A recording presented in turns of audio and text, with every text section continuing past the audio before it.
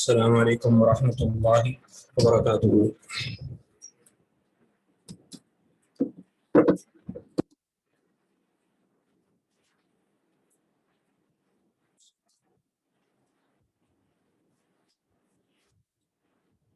استغفر اللہ العظیم۔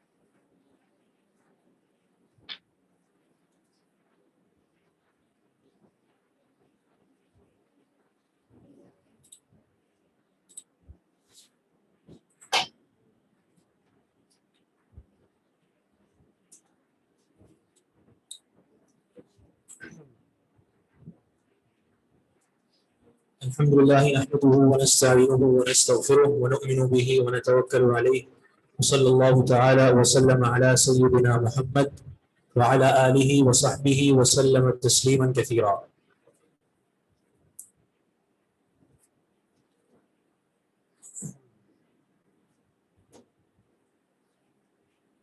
امام نسائی رحمہ اللہ کے تعلق سے اور سنن نسائی جو ان کی کتاب ہے جو ہم پڑھ رہے ہیں اس کے تعلق سے آپ کو کچھ نوٹس لکھوائے تھے ہم نے اور غالباً مکمل ہو گئے تھے، کوئی بات رہتی تو نہیں تھی ان میں۔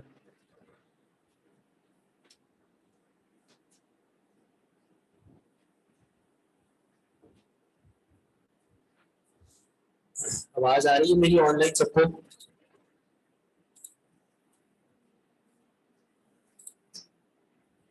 جی آ رہی ہے۔ وہ نو ساؤنڈ کے بعد میں نے پوچھا، کافی ساروں نے کہا آ رہی ہے۔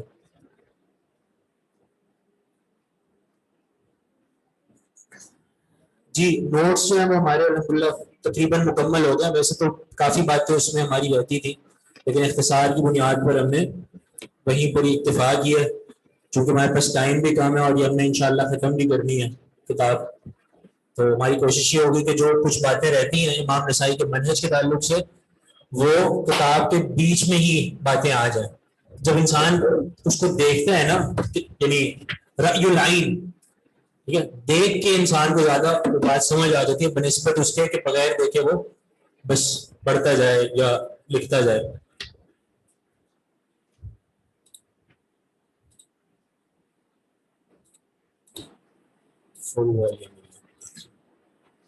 ٹھیک ہے، کتابیں سب کے پاس ہیں، کریں شروع۔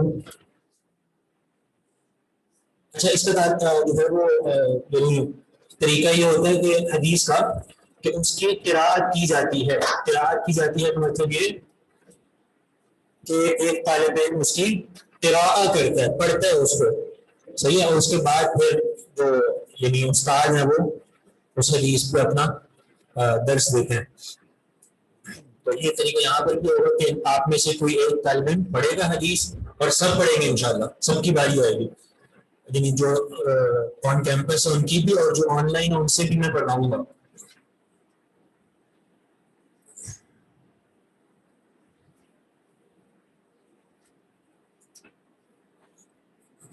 چلے پڑھیں پھر آپ. مائک ہے پاس؟ یہ مائک لو.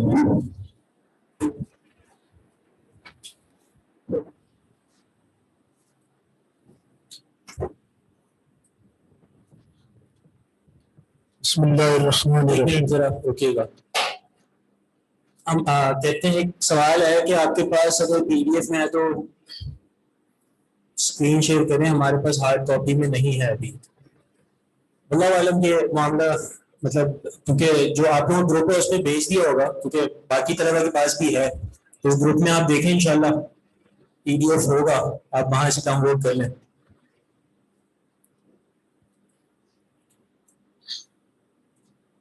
پیج نمبر جو پہلا صفحہ ہے بالکل وہیں سے شروع کریں گے.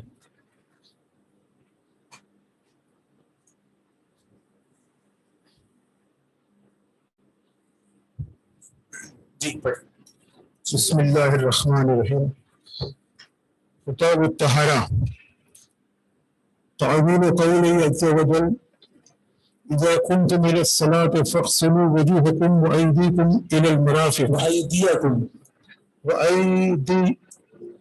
وأيديكم نہیں ایدیا یعنی یا پہ نصب پڑھنا ہے. وأيديكم جی إلى المرافق.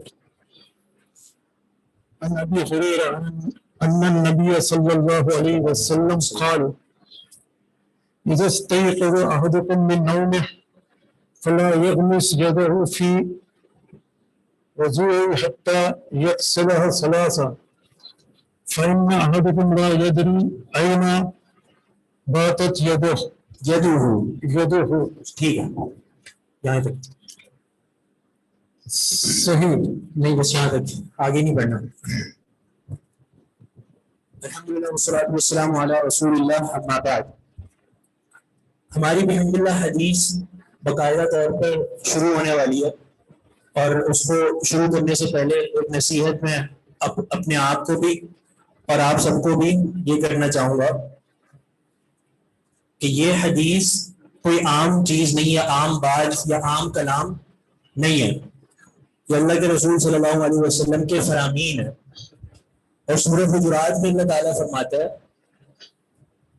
جہاں پہ نبی علیہ السلام کے تعلق سے بہت سے حقوق اللہ تعالیٰ نے ذکر کیے ہیں, وہیں پر ایک حق یہ بھی ذکر کیا ہے, لا ترفعوا اصواتکم فوق صوت النبی, اپنی آوازوں کو اللہ کے نبی کی آواز سے بلند مت کرو. اس آیت کا ایک مفہوم تو واضح ہے کہ نبی صلی اللہ علیہ وسلم کی زندگی کے ساتھ تعلق, یعنی صحابہ کرام کو کہا جا رہا ہے کہ آپ اپنی آوازوں کو نبی صلی اللہ علیہ وسلم کے سامنے بلند مت کیجیے. لیکن قاضی ایاز رحمہ اللہ بہت بڑے عالم اور محدث گزرے ہیں, انہوں نے اس آیت کی تفسیر میں یہ بات لکھی ہے کہ اس آیت کا تعلق قیامت تک ہے. کیسے کہ نبی صلی اللہ علیہ وسلم کی احادیث موجود ہیں, ان کا حق یہ ہے کہ جب حدیث کی قرات ہو رہی ہو یا حدیث پڑھی جا رہی ہو تو ساری چیزیں چھوڑ کے, سارے کلام چھوڑ کے, ساری باتیں چھوڑ کر خاموشی سے نبی صلی اللہ علیہ وسلم کی بات سننی ہے. یہ اس آیت کا تقاضا ہے, اس آیت پر عمل کرنے کا کہ لا ترفعوا اصواتکم فوق صوت النبی, کہ نبی صلی اللہ علیہ وسلم کی بات سے جو ہے وہ یعنی ان کے سامنے تمہاری آواز بلند نہ ہو. تو اس آیت کا یہی تقاضا ہے کہ ہم اس آیت پر اسی طرح عمل کر سکتے ہیں.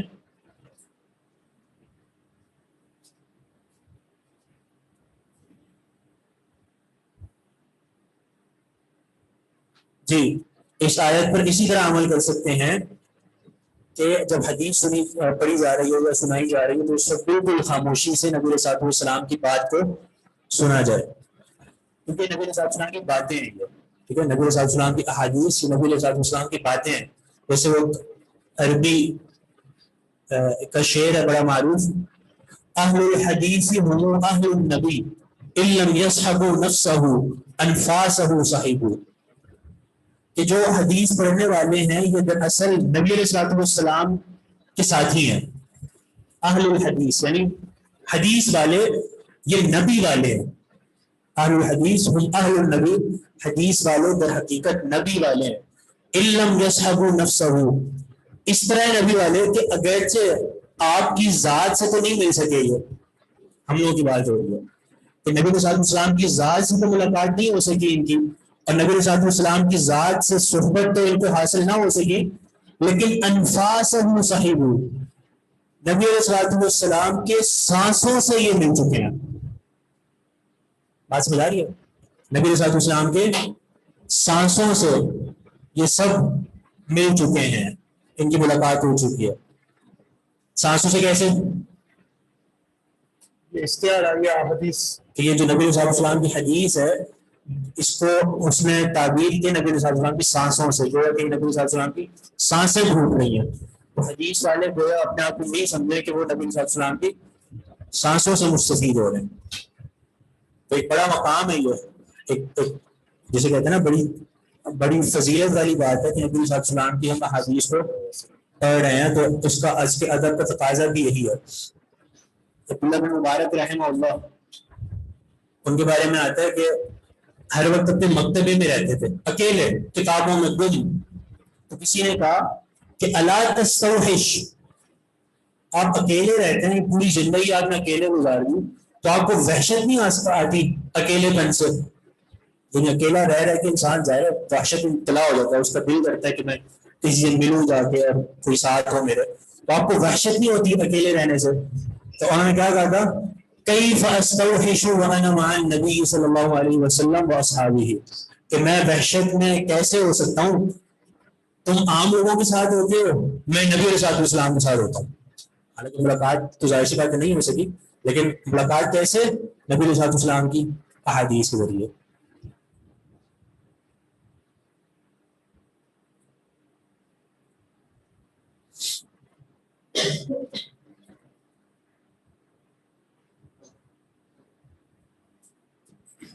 جی، تو پہلی حدیث جو آپ نے پڑھی ہے کتاب الطہارہ، یہ جو آپ کو بتائیں اس کے آپ نوٹس میں بناتے رہیے گا ساتھ ساتھ.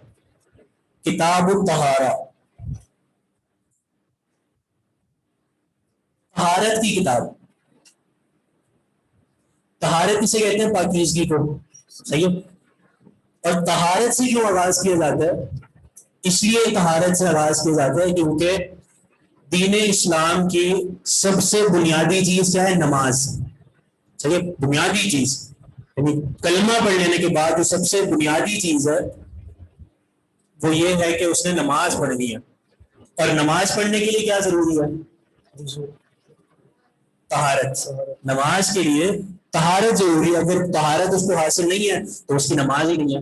اب طہارت اس کے اپنے بدن کی ہو، جسم کی، یا اس کے کیا کہتے ہیں اس کے کپڑے کی ہو، یا اس کی اس جگہ کی ہو جہاں اس نے نماز پڑھنی، ان تمام چیزوں کی طہارت کا ہونا انتہائی ضروری ہے. اسی لیے حدیث کے جو کتب لکھی جاتی ہیں حدیث کی، ان کے مؤلفین طہارت سے ہی آغاز کرتے ہیں، کتابوں کا آغاز طہارت سے ہی کرتے ہیں.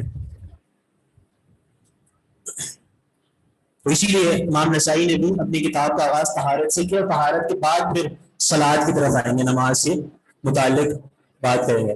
اچھا، اب طہارت کی تعریف کیا ہے؟ طہارت کہتے ہیں استعمال المطہرین، یہ آپ نے لکھنا ہے معنی، استعمال المطہرین. ماشاء اللہ الاسماء الخمسہ پڑھ رہے ہیں، سمجھ آئیں گے جی؟ سمجھ آئے الاسماء الخمسہ؟ چلیں ابھی پوچھ لیتے ہیں. الاسماء الخمسہ میں سے آپ کے سامنے آ رہے ہیں.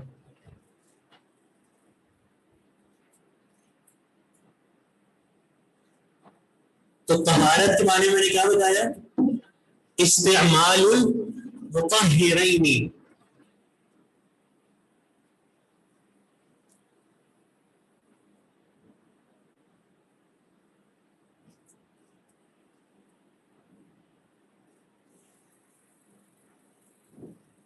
مطہرین،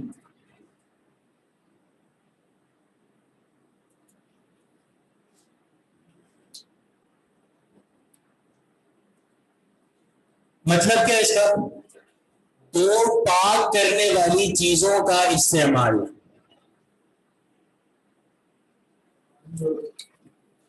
ابھی بات پوری نہیں ہوئی. فی ازالت النجس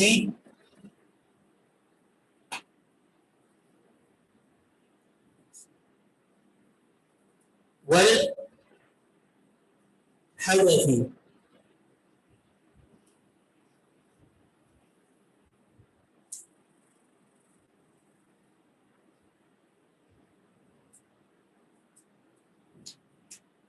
بورڈ میں صحیح نظر نہیں آ رہا تو پھر بھی آپ کو بتاتا ہوں.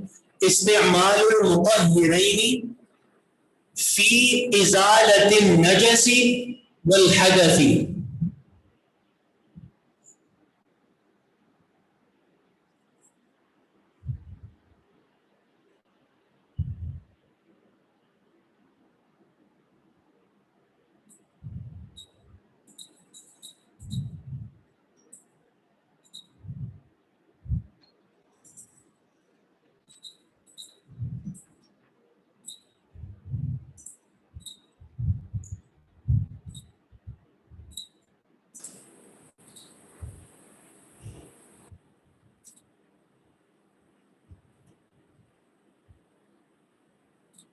لکھیے اس کا معنی کیا ہے؟ دو پاک کرنے والی چیزوں کو استعمال کرنا ان وجوہات کی بنا، ان وجوہات کے لیے، نجس دور کرنے کے لیے اور حدث دور کرنے کے لیے. ازالہ معنی زائل کرنا، ختم کرنا، دور کرنا. نجس دور کرنے کے لیے اور حدث دور کرنے کے لیے. نجس کیا ہوتا ہے؟ کوئی بھی گندگی چیز، غلاظت انسان کے جسم پہ لگ جائے یا انسان کی جوتوں پہ لگ جائے اگر اسے جوتوں میں نماز پڑھنی ہے، ٹھیک ہے، یا انسان کے پاؤں پہ لگ جائے، اس کے جسم کے کسی حصے پہ لگ جائے یا کپڑوں پہ لگ جائے، تو اب اس کا تقاضا کیا ہے کہ اس کو اس نے صاف کرنا، یا تو پانی سے نہیں ہو سکتا تو مٹی سے، ٹھیک ہے. اور حدث کیا ہے؟ حدث کا معنی ہوتا ہے، حدث دو طرح کا ہوتا ہے، ٹھیک ہے. حدث دو طرح کا ہوتا ہے. ایک ہوتا ہے حدث اکبر اور ایک ہوتا ہے حدث اصغر.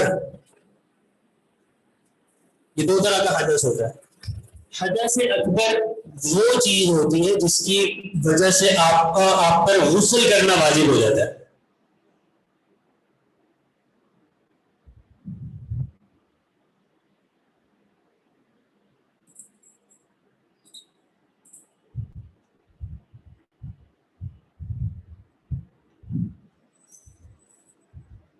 کسے کہتے ہیں حدث اکبر؟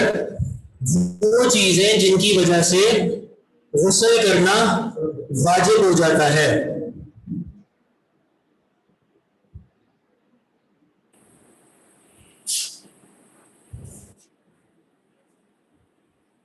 اللہ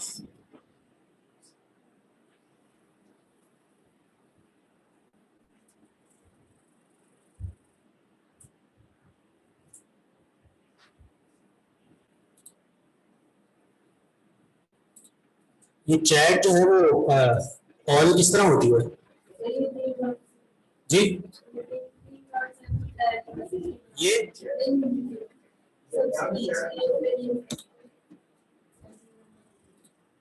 ٹھیک ہے. اچھا کسی نے سوال کیا تھا کہ یہ باب ہمارے پاس نہیں ہے تو کہ ہم باب شروع نہیں کیا ہم نے. ابھی ہم جو آپ کی کتاب کو شروع میں کتاب الطہارہ لکھا ہوا ہے اس کا معنی بتا رہے ہیں. الطہارہ کا معنی، تو اس طہارہ کا معنی کیا ہے؟ دو پاک چیزوں کا استعمال کرنا ان دو چیزوں کو ظاہر کرنے کے لیے. نجس اور حدث. نجس تو سمجھ آ گیا. حدث کیا ہوتا ہے؟ حدث دو طرح کا ہوتا ہے. ایک ہے حدث اکبر، وہ چیز جس کی وجہ سے غسل واجب ہو جائے، اور دوسری چیز ہوتی ہے حدث اصغر، وہ چیز جس کی وجہ سے وضو واجب ہو جائے، یعنی جن چیزوں کی وجہ سے آپ کا وضو ختم ہو جائے انہیں آپ حدث اصغر کہتے ہیں. تو ان دونوں طرح کے حدث، چاہے وہ اکبر ہو یا اصغر، ان دونوں کو ختم کرنے کے لیے پانی یا مٹی کا استعمال کرنا اسے کہتے ہیں طہارت. جی کھول دیا، آپ کی چیٹ کھول دیا. ایک بار ترجمہ ریپیٹ کر دیتا ہوں، ٹھیک ہے. استعمال المطہرین، دو پاک کرنے والی چیزوں کو استعمال کرنا فی ازالت النجس والحدث، نجس اور حدث کو زائل کرنے میں، زائل کرنا یعنی ختم کرنا، دور کرنا. اس میں نجس کا آپ کو بتا دیا کہ کوئی بھی گندگی چیز، اور حدث جو ہے وہ دو طرح کا ہے، حدث اکبر جس کی وجہ سے غسل واجب ہو جائے، اور حدث اصغر جس کی وجہ سے وضو واجب ہو جائے. قاضی ایاز کون تھے؟ وہ بڑے محدث تھے جنہوں نے کتاب لکھی الشفاء بتعریف حقیق المصطفیٰ.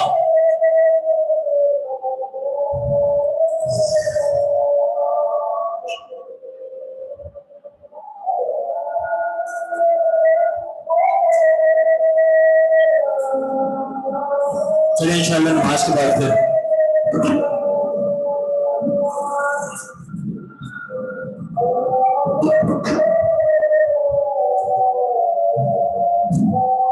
Recording in progress.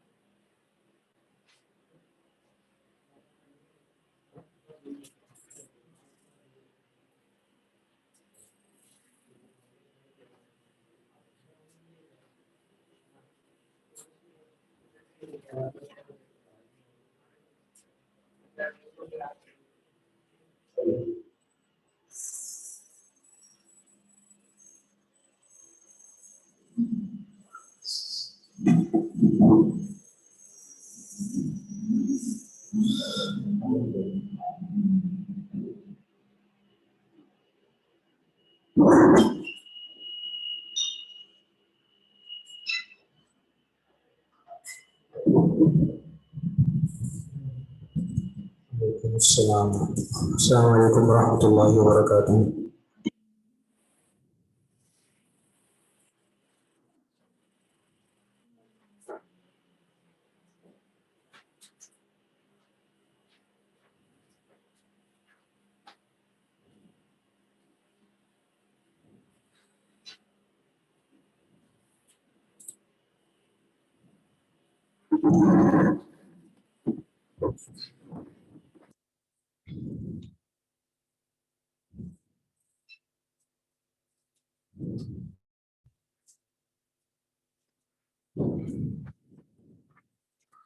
یہ ایک میسج مجھے ملا ہے، ہماری کتاب میں باب الطہارہ نہیں ہے، ہمارے نوٹس القراءہ فی المغرب بسبح اسم ربک الاعلی سے شروع ہے.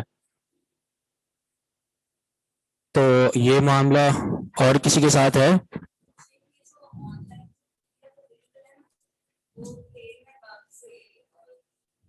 وہ کس سے؟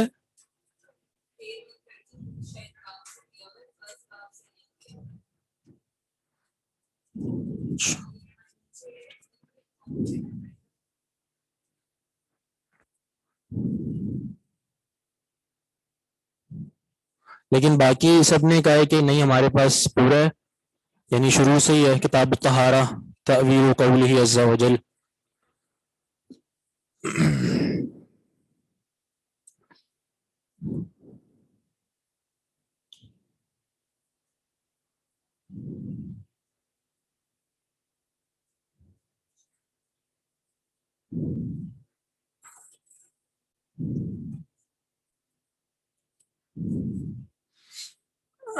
چلیں وہ ایک اگر کسی کا ہے معاملہ تو وہ دیکھ لیں الگ سے، لیکن یہ ابھی تک تو یہی سامنے آیا ہے کہ باقی سب کے پاس ہیں. ٹھیک ہے ٹھیک ہے. ایک سوال آیا ہوا تھا کہ نجس اور حدث میں کیا فرق ہے، تو اس کا ہم جواب یہ ہے کہ نجس جو ہے وہ کسی بھی ناپاک چیز کو کہہ سکتے ہیں، جو آپ کے کپڑے پہ یا جسم پہ کوئی بھی ناپاک چیز لگ جائے اسے آپ نجس کہہ سکتے ہیں، کوئی بھی ناپاک چیز. اور اس کو آپ یہ بھی سمجھ سکتے ہیں کہ نجس جو ہے نا وہ حسی چیز ہوتی ہے، اس کو محسوس کیا جاتا ہے، یعنی اس کا وجود ہے، نجس کا وجود ہے، وہ حسی چیز ہے، اس کو آپ محسوس کر سکتے ہیں، اگر لگ گئی تو آپ اس کو دیکھ سکتے ہیں، اس کو محسوس کر سکتے ہیں. جبکہ حدث حسی چیز نہیں ہے، وضو کا ٹوٹ جانا غسل کا واجب ہو جانا، صحیح ہے، تو یہ حسی چیز نہیں ہے. تو اس طرح بھی آپ سمجھ سکتے کہ نجس جو ہے وہ اس کا وجود ہوتا ہے، وہ حسی چیز ہوتی ہے، جبکہ حدث اس کا وجود نہیں ہوتا، بس وہ وضو فرض ہو جانے کے تعلق سے ہے یا غسل فرض ہو جانے کے تعلق سے ہے. سنن نسائی کی کمپلیٹ بک آپ اس میں کر دیں نا، چیٹ میں بھیج دیں، مجھے نہ بھیجیں ڈائریکٹ. چلیں بہرحال یہ طہارہ کا ایک مفہوم ہو گیا،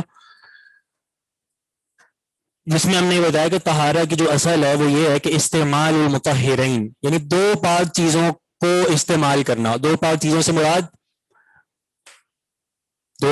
مراد یعنی دو پاک کرنے والی چیزوں سے کیا مراد ہے؟ پانی. اگر پانی نہیں ہے تو مٹی، اسے کہتے ہیں الطہارہ. تأویل قولہ عز وجل، جو پہلا باب ہے آپ کے سامنے وہ ہے اللہ تعالیٰ کے اس فرمان کی تفسیر کے بارے میں.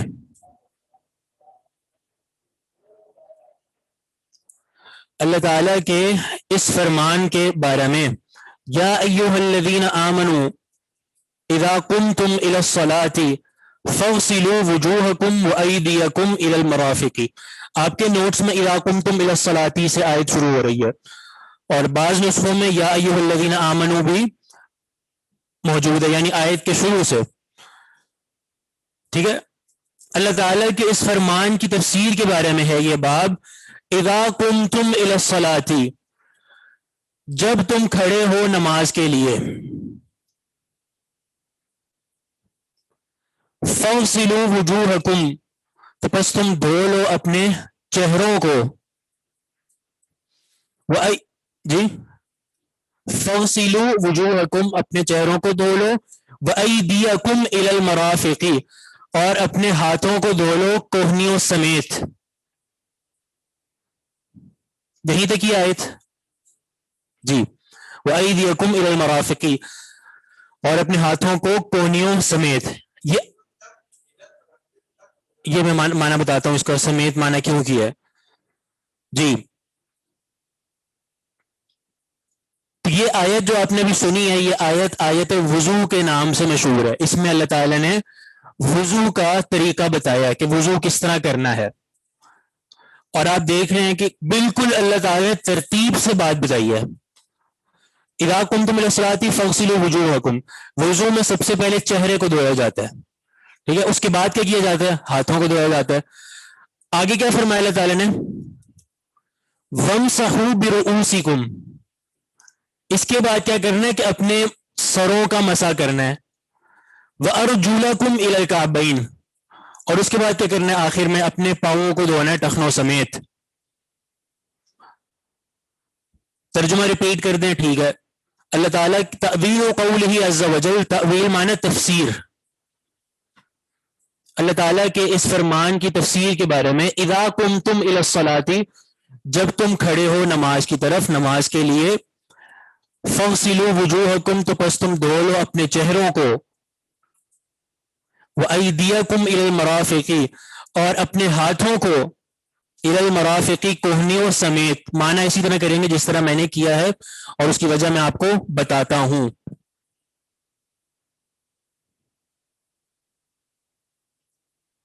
تو یہ آیت وضو ہے، جس سے امام نسائی نے کتاب الطہارہ کا آغاز کیا ہے، یعنی وضو کے متعلق اس میں مسائل آپ کو بتائے جائیں گے. اچھا، اب یہ جو ہم نے عبارت پڑھی ہے، اس میں کچھ الفاظ ہیں جن پہ تھوڑا سا غور کرنا ہے. سب سے پہلا لفظ ہے تأویل. تأویل کسے کہتے ہیں؟ جو معنی بھی ہم نے بتایا وہ کیا ہے؟ تفسیر. دیکھیں، تعویل جو ہے نا، آپ نے ایک لفظ سنا ہوگا، یعنی غلط معنی میں، ٹھیک ہے، آپ نے سنا ہوگا کہ وہ اللہ تعالیٰ کی صفات کی تعویل کرتے ہیں، ٹھیک ہے، مؤولہ، متأولہ، ٹھیک ہے، جو تعویل کرتے ہیں. اور یہ تعویل کرنا مذموم ہے. جو تعویل امام نسائی نے بیان فرمائی ہے، اور امام نسائی نے جس کو تعویل کہا ہے، وہ کس معنی میں؟ تفسیر کے معنی میں. پتہ یہ چلا کہ تعویل دو طرح کی ہوتی ہے. تعویل دو طرح کی ہوتی ہے. ایک تعویل صحیح، ایک تعویل صحیح. اور دوسری ہے دوسری تعویل فاسد، صحیح کی ضد فاسد.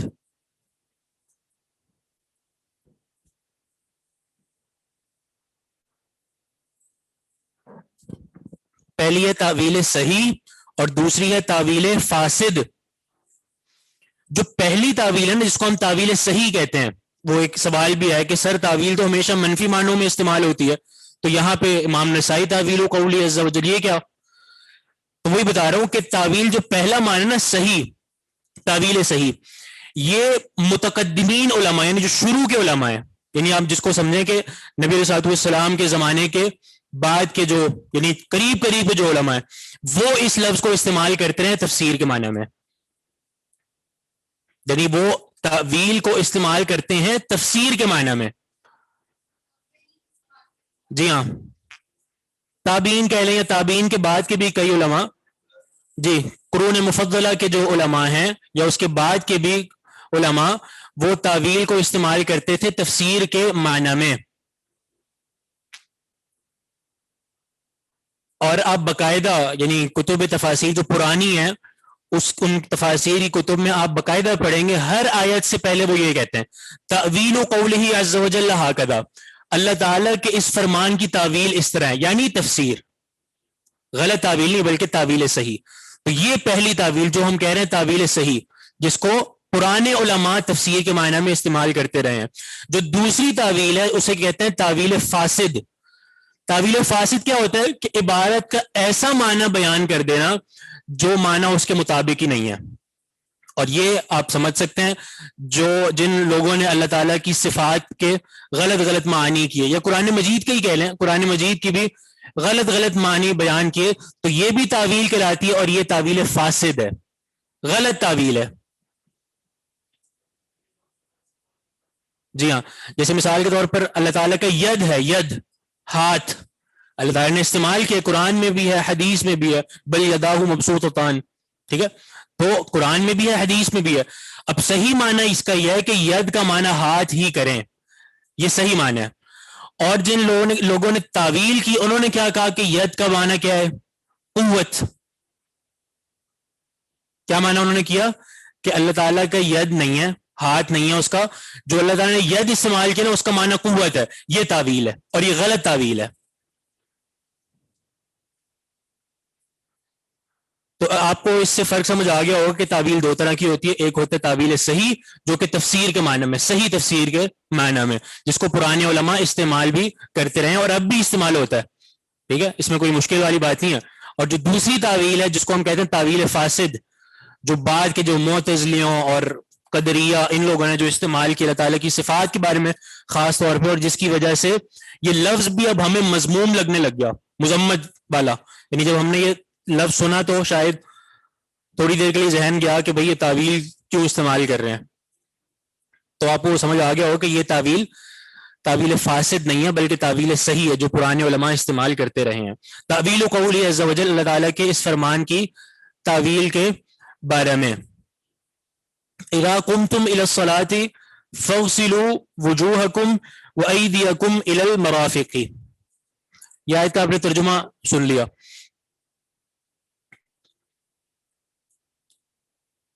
اذا قمتم الى الصلاة، جب تم نماز کے لیے کھڑے ہو، اس کا معنی علماء بیان فرماتے ہیں جب تم نماز پڑھنے کا ارادہ کرو، ٹھیک ہے، جب تم نماز پڑھنے کا ارادہ کرو. اس کا مطلب یہ نہیں ہے کہ جب نماز پڑھنے کے لیے کھڑے ہوئے ہو تو صرف اسی وقت وضو کر سکتے ہو، نہیں. کہنے کا مقصد یہ کہ جب بھی نماز کا ارادہ کرو تو اس سے پہلے وضو کرنا ہے. فغسلوا وجوہکم، اپنے چہروں کو دھونا ہے. وجوہ یہ وجہ کی جمع ہے. وَأَيْدِيَكُمْ، ایدی یہ جمع ہے یدن کی، ٹھیک ہے، اپنے ہاتھوں کو دو. نحو پڑھ رہے ہیں آپ لوگ؟ بالکل بھی نہیں شروع کی، یعنی کچھ نہ کچھ تو پڑھا ہوگا. نحو چھیڑنے کا دل کر رہا ہے میرا یہاں پہ.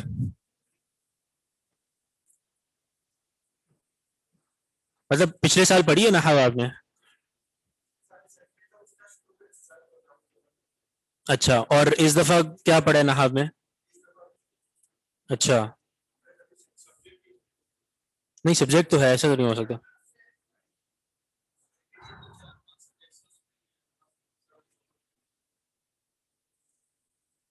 اچھا مفعول کا پتہ ہے آپ کو کچھ کیا ہوتا ہے؟ مفعول کیا ہوتا ہے؟ تو آسان سی بات ہے، فعل کام، فاعل کرنے والا، اور مفعول جس پر کام ہوتا ہے، یہ تو آسان سی بات ہے. مفعول کا اعراب کیا ہوتا ہے؟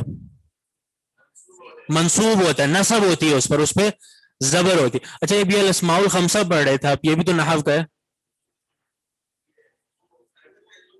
اچھا مطلب دروس اللغہ میں ہی نحو پڑھ رہے ہیں، صحیح ہے. دروس اللغہ حصہ ثالثہ ہے، تیسرا حصہ ہے، سیکنڈ ہے، ٹھیک ہے سمجھ آ گئی.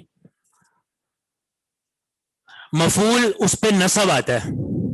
فغسلوا وجوہکم، ٹھیک ہے، آپ یہاں پہ دیکھ رہے ہیں نصب آ رہا ہے وجوہ پہ، یہ جو آپ ہا دیکھ رہے ہیں وجوہ، یہ نصب ہے. باقی آگے تو کم تو ضمیر ہے نا، ضمیر مبنی ہوتی ہے، وہ ہمیشہ ایک ہی حالت میں رہتی ہے. جو وجوہ آپ دیکھ رہے ہیں اس پہ جو نصب آ رہا ہے اس کے مفعول ہونے کی وجہ سے. مفعول والا معنی بھی آ رہا ہے، معنی سے بات سمجھ آ جاتی ہے. دھو اپنے چہروں کو، کس کو دھونا ہے؟ چہروں کو، تو چہرے مفعول ہو گئے نا. وَأَيْدِيَكُمْ، اس پہ کیا اعراب آ رہا ہے؟ نصب ہے کہ جزم ہے؟ جزم نہیں ہے، کم، ہاں وہ ضمیر ہے، اس کی بات نہیں ہو رہی، ضمیر مبنی ہوتی ہے. ایدیا پہ جو نصب ہے وہ کیوں ہے؟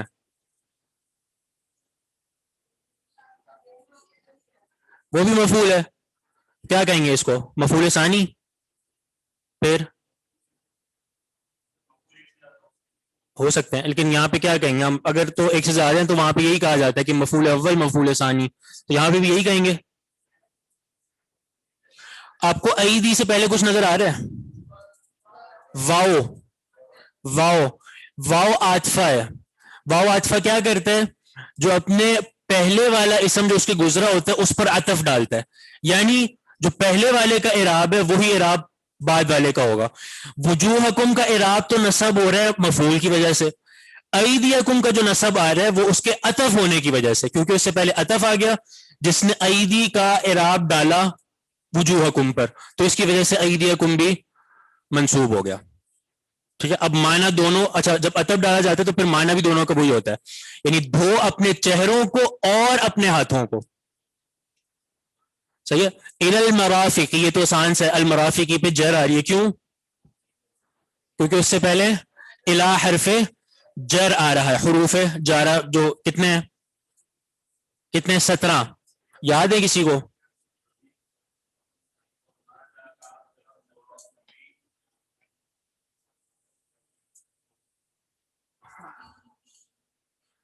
اس کا ویسے طریقہ یہ نہیں ہے کہ سوچ سوچ کے سنا ہے، با تا فی، ترتیب ہے اس کی ایک، جی.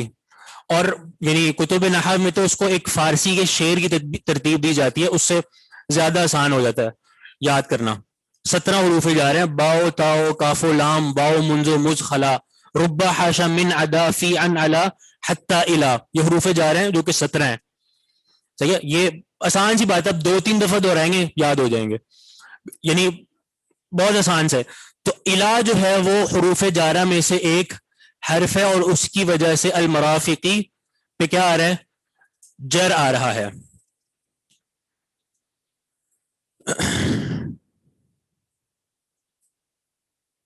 اچھا ایک اشکال آ رہا تھا کہ آپ نے مانا الی المرافقی کا یہ کیوں کیا کوہنیوں سمیت، حالانکہ الا کا معنی کیا ہوتا ہے؟ تک.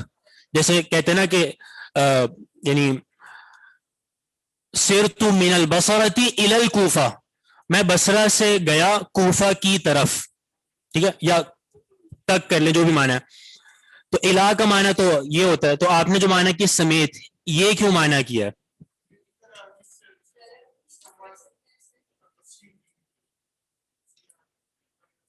دیکھیں یہ جو حروف جارہ ہوتے ہیں نا، حروف جارہ، ان تمام حروف کے معنی بھی ہوتے ہیں، بہت سے معنی ہوتے ہیں. جیسے حرف جر جو پہلا ہے نا، با، با پہلا حرف جر ہے. ایک کتاب شرعیہ تام مدارس میں پڑھائی جاتی ہے، اس میں با کے 10 معنی ہیں، 10، یعنی با مختلف، با حرف جر ہی ہے لیکن مختلف معنی کے لیے آتا ہے، ان میں 10 معنی شامل ہیں، اور یہ 10 صرف اس کتاب والے نے ذکر کیے، ویسے اور بھی ہیں. بہرحال ان حروف جارہ میں سے ایک حرف جر ہے الا. الہ جو ہے نا اس کو آپ سمجھنے کے لیے یوں سمجھ سکتے ہیں کہ یہ دو طرح کا ہوتا ہے. آسان ترجمہ اس سے بات سمجھ آ جائے گی. ایک الہ ہوتا ہے جس کے ترجمے میں آتا ہے تک, ایک الہ ہوتا ہے جس کے ترجمے میں آتا ہے سمیت. یہ دونوں کس طرح ہوتے ہیں؟ قرآن کی ایک مثال ہے جہاں پہ روزے والی آیت ہے, ثم اتم الصیام الی اللیل, پھر تم اپنے روزے کو پورا کرو رات تک. ٹھیک ہے, یہاں پہ تک والا معنی ہوگا, سمیت والا معنی نہیں ہوگا. اگر سمیت والا معنی ہو تو اس کا مطلب پوری رات بھی روزہ جاری رہے گا, لیکن ایسا نہیں ہے. یعنی رات تک, جو ہی رات شروع ہوئی روزہ ختم. ایسے ہی ہوتا ہے نا روزہ, یعنی مغرب کے وقت افطار کر دیتے ہیں ہم. یہ ہے کہ الہ اپنے بعد والی جو چیز اس کی ہے اس میں شامل نہیں ہے. جو دوسرا الہ ہوتا ہے نا جس کے معنی میں سمیت آتا ہے, ویسے اس کے لیے خاص اصطلاح استعمال ہوتی ہے, میں استعمال نہیں کر رہا کیونکہ وہ تھوڑی مشکل ہو جائے گی آپ لوگوں کے لیے بات. وہ اس کو کہتے ہیں غایہ مغیہ میں شامل ہے یا نہیں, یہ تھوڑی الگ بحث ہے. میں بڑی آسان سے آپ کو بتا رہا ہوں. دوسرا جو الہ ہے جس کے معنی میں آتا ہے سمیت, اس کو آپ اس طرح سمجھے کہ اس کے بعد والی چیز اس میں داخل اور شامل ہوتی ہے. اس کی مثال کیسے؟ یہی مثال ہے, وَأَيْدِيَكُمْ إِلَى الْمَرَافِقِ, آپ نے اپنے ہاتھوں کو دھونا ہے کوہنیوں تک نہیں.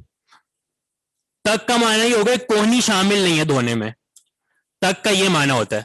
جیسے اِلَى اللَّيْلِ کا معنی کیا آتا ہے کہ رات شامل نہیں ہے روزے میں. ٹھیک ہے, تو اگر ہم کہیں نا کوہنی تک, تو اس کا معنی کیا بنے گا کہ کوہنی دھونے میں شامل نہیں ہے. اسی لیے معنی کیا جاتا ہے کوہنی سمیت, کہ آپ نے دھونے میں کوہنی کو بھی دھونا ہے. بات سمجھ آئیے؟ اب یہ بہت سی مثالیں ہیں, اور بھی بہت سی مثالیں ہو سکتی ہیں. تو کہنے کا مقصد یہ ہے کہ یہ الہ جو ہے یہ سمیت کے معنی میں آتا ہے, غایہ مغیہ میں شامل ہے. فرق کیسے کریں؟ فرق معنی سے پتہ چلتا ہے. صحیح ہے, معنی سے کیسے پتہ چلتا ہے؟ دیگر دلائل سے بھی پتہ چلتا ہے. وہ کس طرح کہ نبی علیہ الصلوۃ والسلام کا ہمیشہ کا عمل ہے. صحابہ خود بتاتے ہیں کہ نبی علیہ الصلوۃ والسلام نے جب وضو کیا تو آپ نے اپنی کوہنیوں کو ملا, کوہنیوں کو دھویا. یہ بھی ایک دلیل مل گئی. الی المرافقی کا الہ جو ہے وہ کس معنی میں, اس کی دلیل مل گئی. الی اللیل جو روزے والی آیت ہے اس میں بھی آپ کے پاس دلیل ہے کہ نبی علیہ الصلوۃ والسلام کی حدیث ہے, عمل ہے سب کا, پورے مسلمانوں کا اجماع ہے اس پر کہ روزہ کب تک ہے؟ رات تک ہے. یعنی رات جب شروع ہوتی ہے اس کے بعد روزہ پھر جاری نہیں رہتا. تو مطلب بہت سے دیگر دلائل قرائن سے پتہ چل جاتا ہے کہ یہ حرف یہاں پہ کس معنی میں ہے. سیاق و سباق بھی کہتے ہیں اس کو.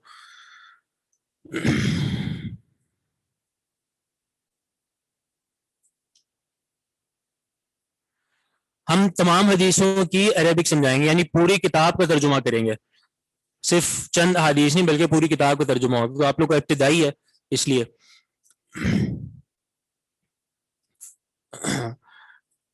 تو یہ والی بات سمجھ آئی الہ والی. تعویل, ابھی تک تعویل میں پھنسے ہیں. تعویل کی دو ٹائپس, تعویل دو طرح کی ہے, تعویل صحیح اور تعویل فاسد. بہرحال یہ آیت آپ نے پڑھ لی ہے. ٹائم ہو گیا کس کے پاس ابھی؟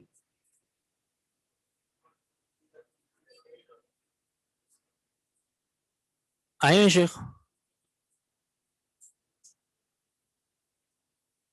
کون ہے شیخ؟ کون بیٹھے ہوئے ہیں؟ ابھی تو آپ سے ان ابی ہریرہ پہ بات کرنی تھی. ابھی آپ نے الاسماء الخمسہ پڑھے ہیں تو ہم نے کہا ذرا آپ سے پوچھیں آپ نے کیا سمجھا الاسماء الخمسہ میں. ارے بہرحال انشاءاللہ اب کل جو ہے نا, اب یہ آپ تھوڑا سا اس میں کام کیجیے گا کہ جو حدیث آگے ہم لوگ پڑھیں گے نا اس کو تھوڑا سا ایک بار دیکھ کے آ جائیے گا اعراب اس کا. ٹھیک ہے, تاکہ جب آپ پڑھیں تو آپ صحیح اعراب پڑھیں. اور پڑھنے میں بھی اسی وقت مہارت, اسی طرح مہارت ہوتی ہے کہ جب آپ اس کو بار بار پڑھیں گے اور پہلے سے پڑھ کے آئیں گے, تیاری کر کے آئیں گے. پوٹری ریپیٹ کر دیں یا لکھتے ہیں کون سی؟ کل انشاءاللہ.